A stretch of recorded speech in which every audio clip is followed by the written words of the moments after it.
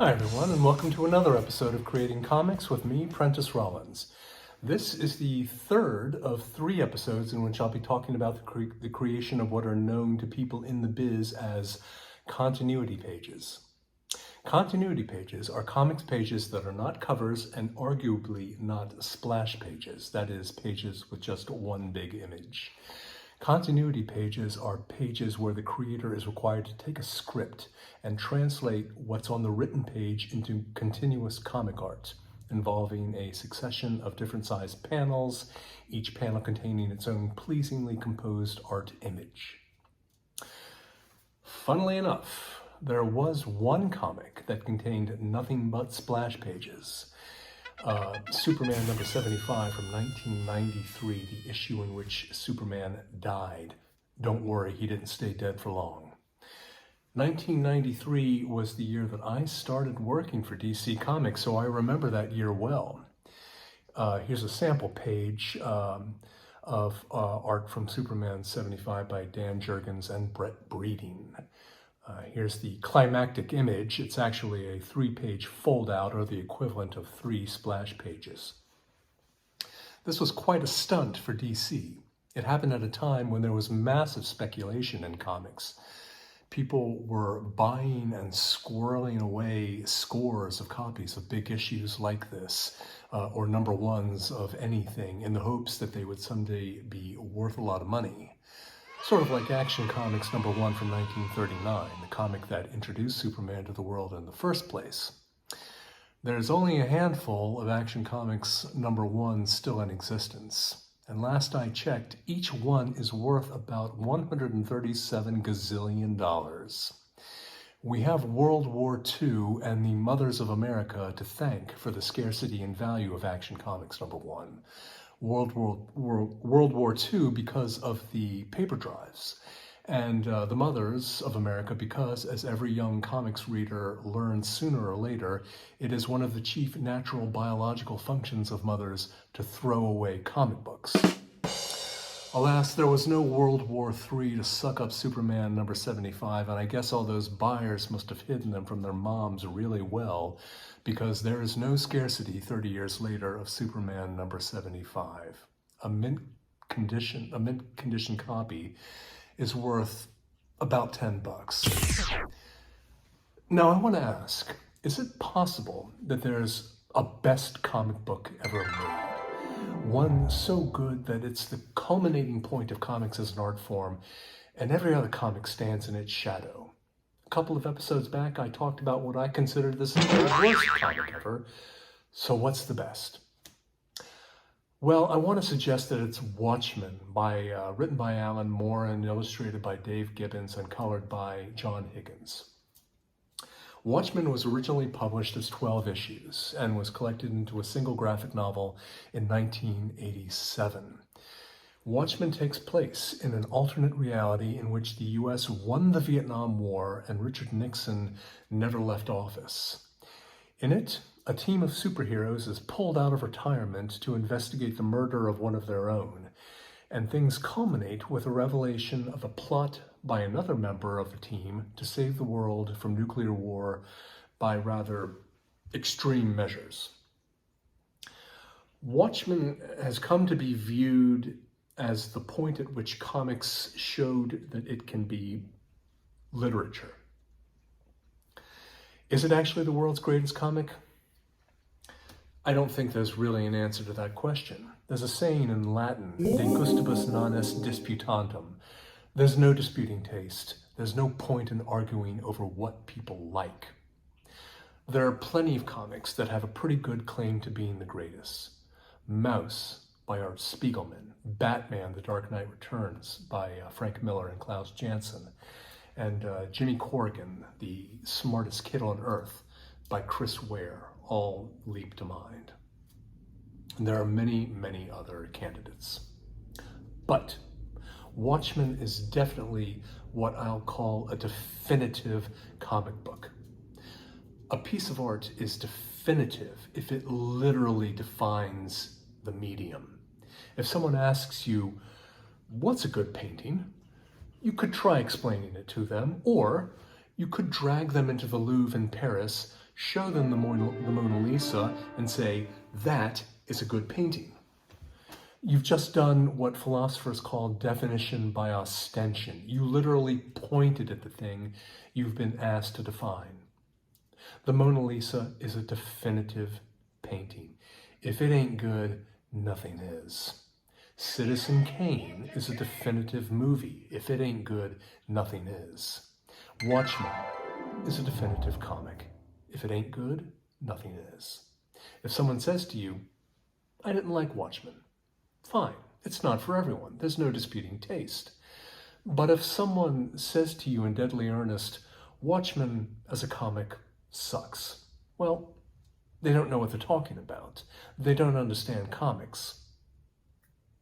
Now, one of the more interesting things about Watchmen is that Moore and Gibbons' storytelling is so staid and traditional as to be almost boring. Most of the pages are 3 tiers of 9 panels. No fancy page compositions, no wonky shaped panels. They didn't try to reinvent any wheels in that department because they had the good sense to know that they didn't have to. The story is so good, so compelling, that it does all the work of making the thing fascinating. And that's how it should be. Now, I mentioned DC's Superman number 75 stunt earlier, and Watchmen contains an outrageous stunt of its own. One of the chapters is called Fearful Symmetry, and that chapter is itself an exercise in symmetry. Here's the first and last pages of the chapter. The panel layout and the color tones are symmetrical. Here's the second and second to last pages. Same thing. Here's the third and third from last, and the seventh and seventh from last. Same thing. The middle of the comic is this compositionally symmetrical 2-page spread. Now, Dave Gibbons' fantastic art had a profound influence on me, and it was a surreal treat for me to be able to work with him years later on Green Lantern Corps, some of which he wrote. I decided to adopt the same straightforward, traditional, unfussy approach to page and panel composition that Gibbon had used in Watchmen. Let's take a look at a couple of pages from my 2018 graphic novel, The Furnace. There's the first thumbnail, about 2 inches wide, second thumbnail, about 4 inches wide. Final pencils for this page done on paper. Final inks and coloring done with Photoshop. Yeah, you can see the Watchmen-esque panel arrangement, very standard panels, very simple, setup.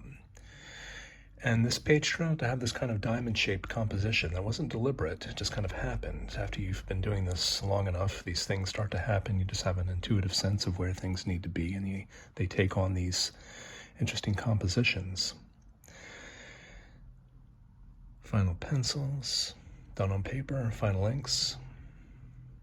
And again, you can see the Watchmen-esque standard panel arrangement, just regular old square panels. And this page kind of turned out willy-nilly to have this sort of X-shaped composition. All the major elements kind of contribute to this X formation with this guy right in the center. Again, not deliberate. I also want to point out that the positioning of the dialogue balloons leads the reader's eye seamlessly through this page. It's an important thing. I'll talk about it more in a later segment. Watchmen is a must-read for anyone who wants to be taken seriously as a comics creator. And almost 40 years after its publication, it remains worthy of close study and emulation. Now, a while back, I met this weirdo. He's Neil Gibson, creator, writer, and publisher of Twisted Comics, which is known for such titles as Twisted Dark and The Theory. These are horror and sci-fi comics with twisted surprise endings. You can learn more about Twisted Comics here. Neil and I hit it off really well, and he invited me to illustrate a 20-page story for Volume 2 of Theory. The story is a sci-fi love story, and it's called From the Moment She First Saw Him. There are 3 characters in the story, Eric, Emma, and Jackie. Emma is deeply in love with Eric and is overjoyed when he proposes marriage to her. But then Eric learns that his ex-girlfriend Jackie, who broke his heart by dumping him 2 years earlier, is in a hospital dying from a mysterious disease. Eric visits Jackie in the hospital, and the two fall in love all over again. Emma is angry and distraught.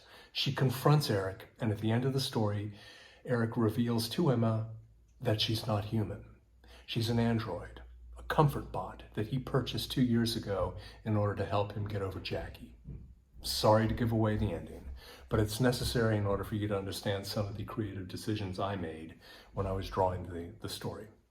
And anyway, the story will be included in volume 2 of the theory, which will contain plenty of other stories, and all of them will have Neil Gibson's signature twist ending. Now take a look at this. This is page 1 of Alan Moore's script for issue 1 of Watchmen. This is what poor Dave Gibbons had to deal with, and it's insane. And it's surprising, just because Alan Moore looks like a totally normal, unremarkable bloke. This is the script for page 1 of From the Moment She First Saw Him. And here's the art I did for that page, by the way. Most comic book scripts are somewhere between the maximalist Alan Moore and the minimalist Neil Gibson. Here, for example, is the script for Forgetting to Remember, an original sci-fi graphic novel by me that'll be published in 2025. It looks very much like the script for a movie or a TV show. It's broken down into pages and panels and gives a short description of the setting, characters, and action, and then the dialogue. Most comic scripts are like that, but the level of detail depends upon the writer. Now, I want to take a look at the production of page 12 of From the Moment She First Saw Him, which I did digitally using Clip Studio Paint Pro. So there's my thumbnail for page 12, done in light blue ink. And I submitted this to Neil. The only change he wanted made was he wanted this character with a red arrow pointing at him to be featured more prominently in the panel. He wanted him in the foreground, not in the middle ground. So here I'm erasing the panel, and now I'm just going to start actually with that panel to start drawing. And this is sped up, of course. I don't actually work this fast. I wish I did. So I'm turning it into a 3-stage with Admiral Puppo, that's this character's name, in the foreground, Eric in the middle ground, and Emma will be in the background. This character, Admiral Puppo, appears in all of Neil's sci-fi stories. He's kind of a connecting link. And that's why he's not a very pleasant-looking character, but he's a sweet fellow, apparently. Yeah, Neil wanted him featured prominently because he's just on this one page, and he wanted the readers to instantly recognize him.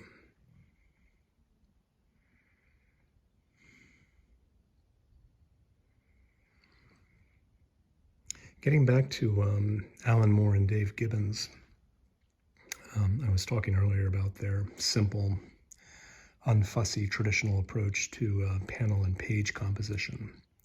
Yeah, I really took that lesson to heart, and it occurred to me at some point that if you ever find yourself wanting or needing to jazz up your story or your pages by coming up with interesting panel arrangements or, wonkily shaped panels or any other little tricks like that, it's probably a sign that you need to go and reevaluate the script, because the story should be strong enough, compelling enough that it doesn't need to be jazzed up with little tricks the way some people do.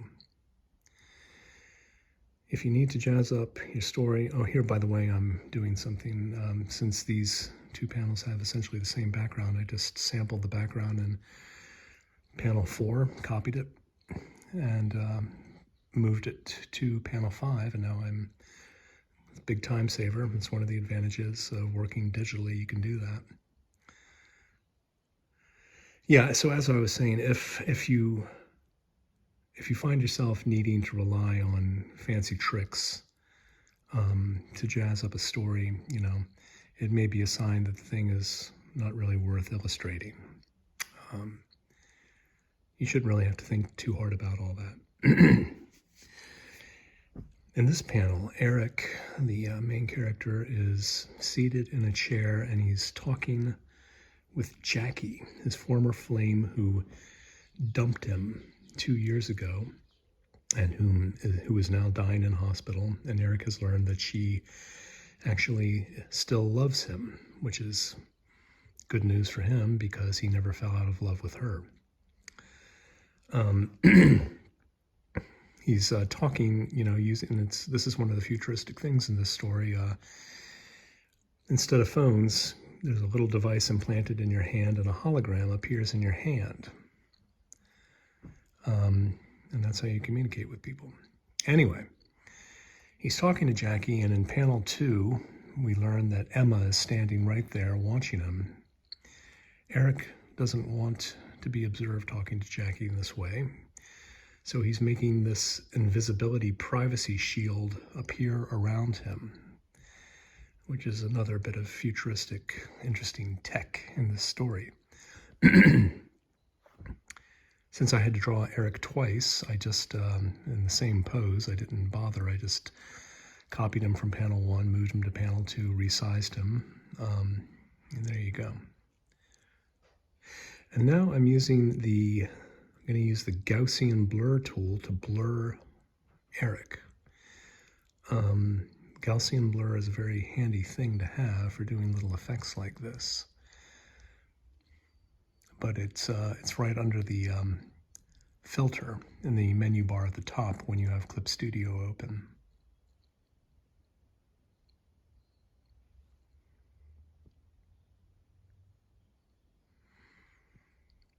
And now in this panel, panel 1, I'm going to make it appear as if the invisibility, the privacy shield, is just beginning to appear. It's kind of moving upwards from the floor. Using Gaussian blur again just to blur out part of the image. Now I'm starting to ink, so I've just opened up a new layer. I've colored it black to indicate to me that it's the inks layer. And I lower the opacity of the completed pencils. And I'm choosing the Real G pen to do the inking. As I've said before, the Real G pen is one of the brushes that Clip Studio Paint comes with. And it approximates pretty closely to the look you get when you're actually inking with a Crowquill dip pen, like a Hunts 102, which is my pen of choice when I'm inking traditionally. Gives you the same kind of look.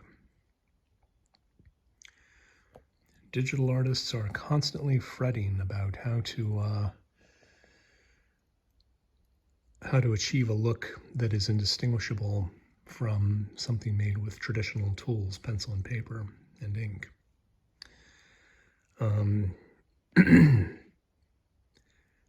I don't really worry about it that much. I think that as long as the underdrawing is solid and good, then, you know, if it looks like it was created digitally, it doesn't really matter. And in any event, what I would say is, if you are really obsessed with creating a look that is indistinguishable from traditional materials, you could just try using paper and ink. You'll fool everybody.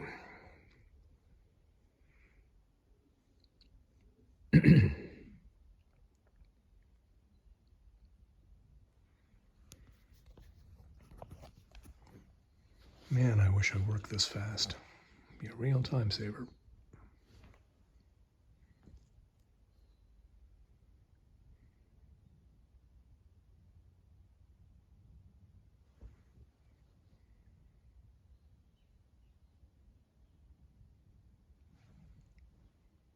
The other thing the other big lesson I learned from Watchmen, which I must say was one of the pieces of comic art that influenced me most profoundly. Well, there were two things. Authenticity. I've spoken about authenticity in some other lessons. The authenticity, the attention to backgrounds and details and realism and perspective, all of that is just off the Richter scale in the art of Dave Gibbons.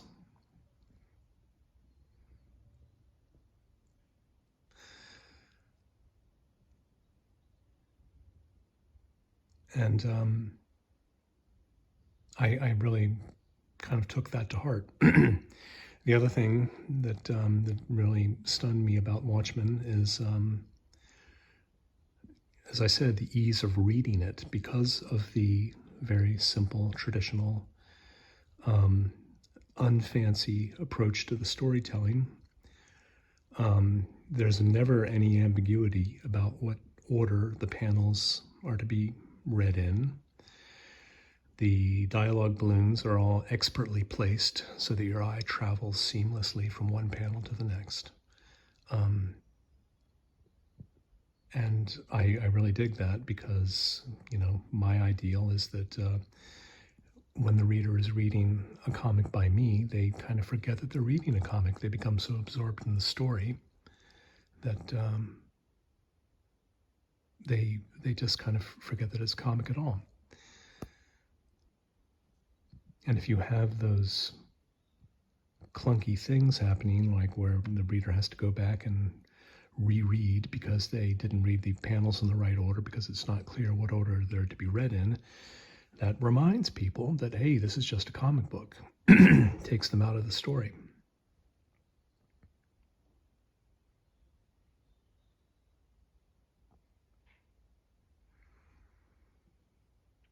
Eric, this character at this point in the story, is kind of sinking into alcoholism because of his quandary over his affair with Jackie and his affair with Emma.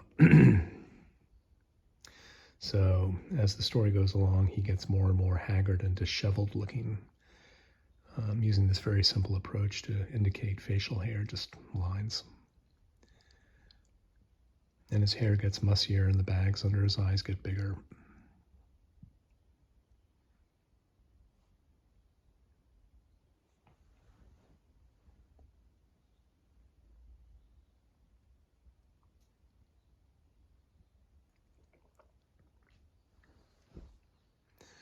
I think I just free-handed that glass. I could have used the ruler tools, but it's small enough that I just kind of went for it.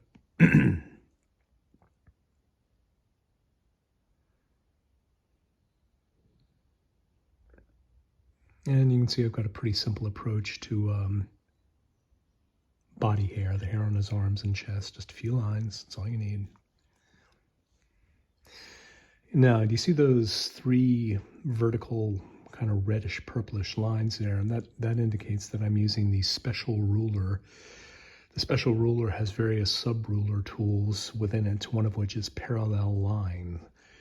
You just have to make one, and then for the rest of the piece that you're working on in that layer, you can just draw infinite parallel lines that saves you from having to, if you're using the linear ruler tool, you have to draw each line separately. This way you don't have to do that.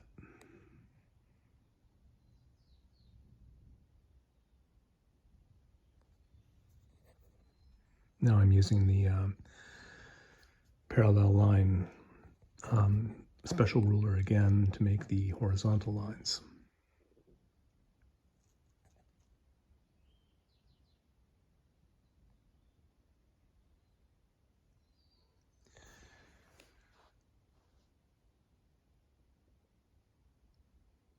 Using the curved ruler tool and copying and pasting to make this ceiling mounted lamp pretty funky.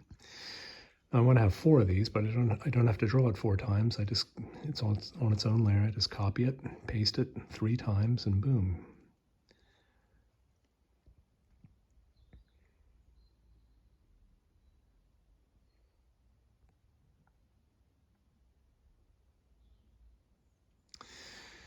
Yeah, speaking of authenticity, I wanted a pretty realistic and interesting houseplant to be behind Admiral Puppo here. So I just went on Google and found this, took a screenshot, opened it up in Clip Studio, gave it its own layer on this page, and I'm just kind of tracing it. Much better than if I had just, taken the lazy man's route of making something up. Here's Prentice's idea of a interesting potted plant. Might have looked okay, but this looks better. Looks like something real, like something I saw, not like something I made up.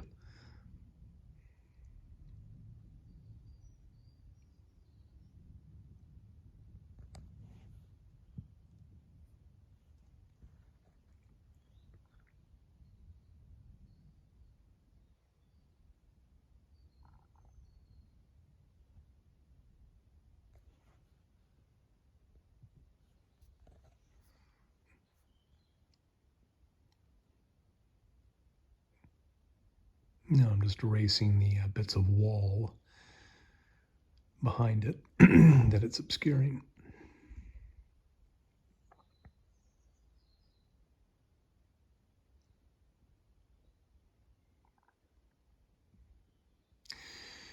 Emma in the center there, the silhouetted figure, and I silhouetted her out to heighten the sense of somberness and her sadness. I'm just sampling the background, and I know she's there twice, but in the center panel, she's going to be mostly obscured by dialogue bubbles. So it will actually be kind of a reveal when we learn that she's been standing there listening to Eric and Puppo talking the whole time.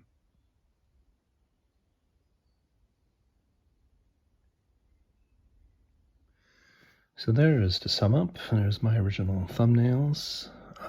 There's the final pencils with the center big panel changed. There's the characters, part of the background, all inked in. There's the final inks. Somebody else will color this and do the lettering. But again, you can see the kind of standard Watchmen-esque panel arrangement. Nothing fancy, totally unfussy, straightforward. Thanks for watching, everyone. I hope you found this episode fun and informative. If you did, please tell your friends and subscribe to this channel, Icon Media EDU.